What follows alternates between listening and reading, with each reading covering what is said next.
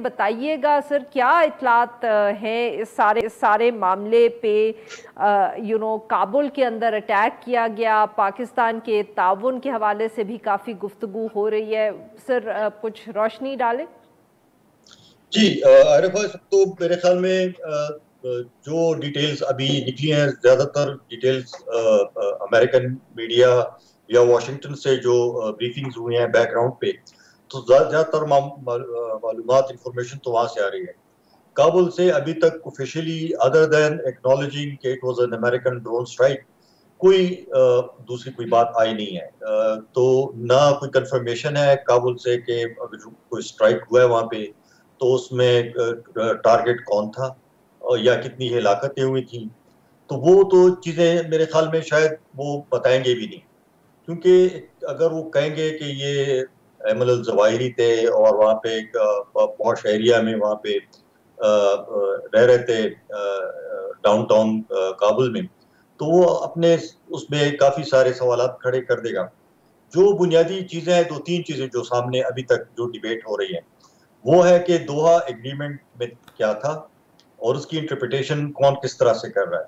अच्छा, उसमें जो एनेक्शंस हम सब पढ़ते रहते हैं कि देयर वर सम एनेक्शंस जो पब्लिकली अवेलेबल नहीं है, डिस्क्लोज नहीं कही है। उसको एनेक्शंस में क्या है, उसमें क्या अंडरस्टैंडिंग इनकी हुई थी।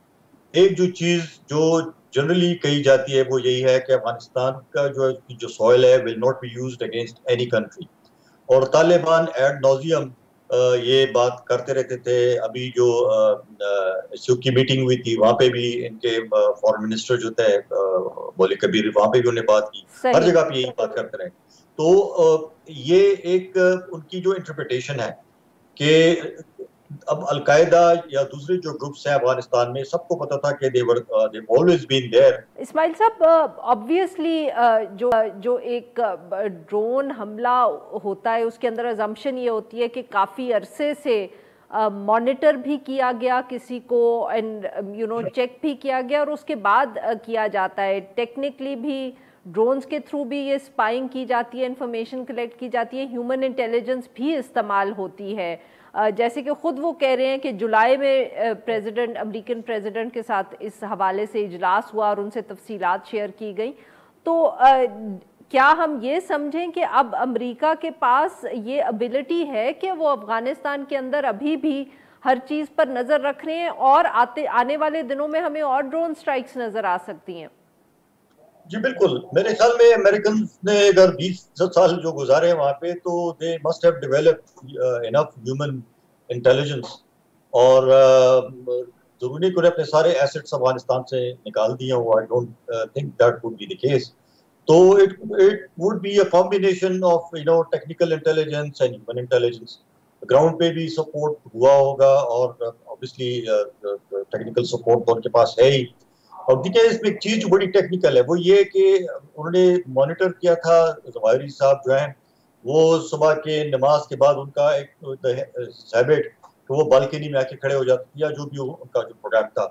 तो they must have actually worked out and calculated के कितने बजे वो निकलते हैं, कितना टाइम वहां पे रुकते हैं। तो for the drone to fly over Gulf से वो उड़े और Kabul पहुंचे, and then stay there for long enough for Zawahiri to appear in the balcony। तो सारा उन्होंने मॉनिटर किया था। तो ये सारा कुछ मेरे ख्याल में ह्यूमन इंटेलिजेंस और इसके बगैर तो हो नहीं सकता। दूसरा, मुझे लग रहा है कि शायद जवाहिरी साहब या तालिबान, थोड़ा सा उनकी कंप्लेसेंसी भी वो हुई उनके लिए कि दे थॉट कि शायद अमेरिकन चुके निकल गए अफगानिस्तान से, तो अब कुछ होगा नहीं।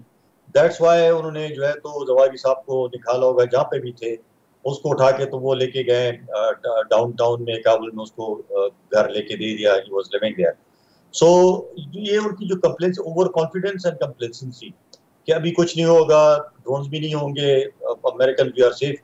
क्योंकि जो अंडरस्टैंडिंग थी, मैं वही कह रहा हूँ, we go back to the agreement कि अलकायदा को वो सही। निकाल नहीं सकते।